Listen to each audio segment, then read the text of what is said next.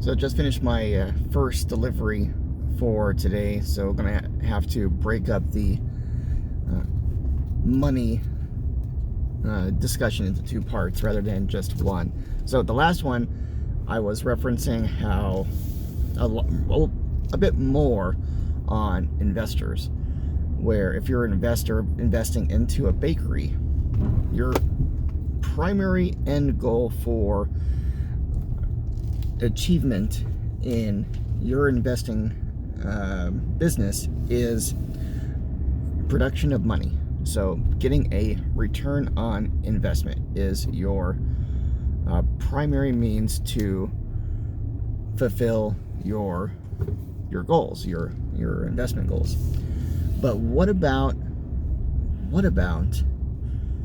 the baker who's not primarily focused on the money aspect of things? What should she do? What is it? Where does money lie? How should she look at money? Should she, charge less so she can do more of what it is that she enjoys? Should she charge more and know that she's not going to get as many orders? So where does that lie in the aspect of the baker who is the cake artist who wants to produce beautiful cake works of art? So I always recommend, especially when I have chats with Priscilla, this is her primary role is the head decorator, is focus on the highest quality that you can produce. Focus on the highest quality you produce, but demand the most you can,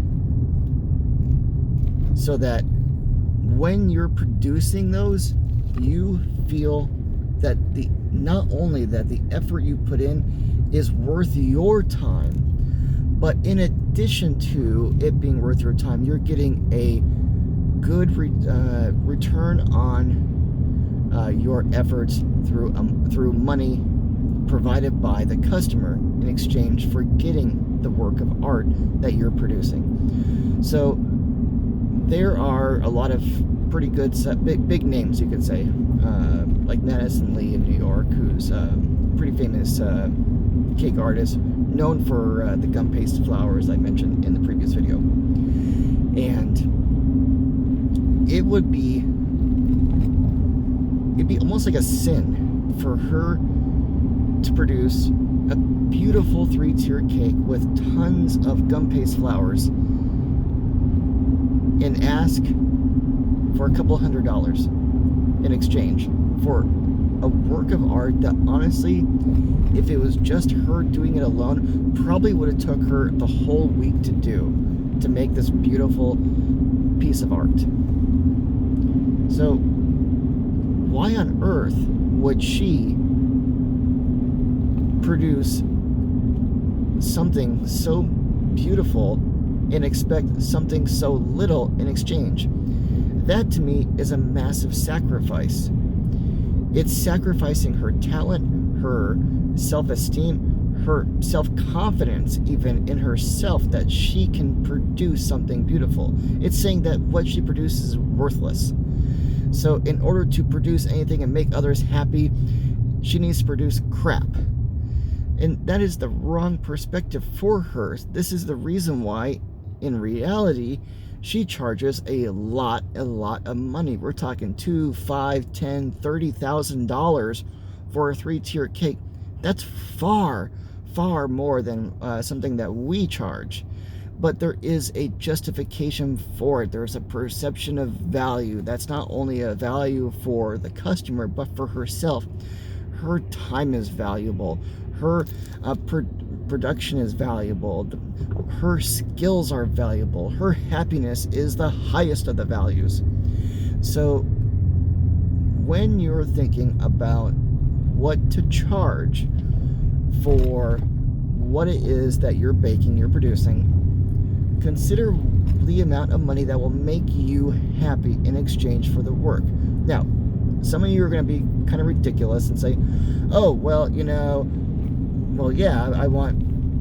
I bake brownies for a living, so I want $30,000 per brownie. That's not realistic, and you know it too. Let's be completely honest. That is not going to happen. You're not getting $30K for a brownie unless it's made of gold, cocaine, and a few other random limited supply items. So the realistic part is that you would tell yourself, based on my production, if I charge $1, $3, $5, even $7 per brownie, I know that my time is worth it, that my customers are going to perceive the value in it and they are going to enjoy it. And that effort of creating that recipe, putting in the time and effort and the frustrations of all the attempts to make the perfect brownie, where you made so many batches that you had to sell at a massive discount just to bring in a buck, or you just honestly threw it away because it's crap. Finally produced the perfect brownie, and you want the perfect return exchange rate for that, all that effort. And so you would say, yes, this is a brownie, it's worth $5 to get the brownie, and you will get in exchange a customer base that in addition sees the value in that brownie.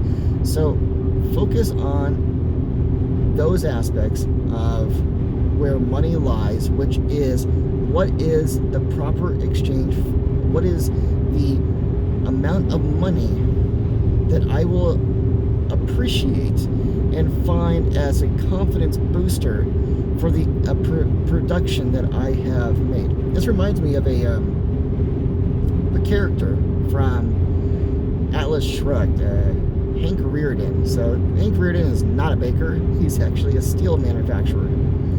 And this particular character was very, very well off. He made a lot of money in steel, but there is that addition. He was fascinated with the production of steel, the metallurgy, that the science of making the perfect metal for the perfect use.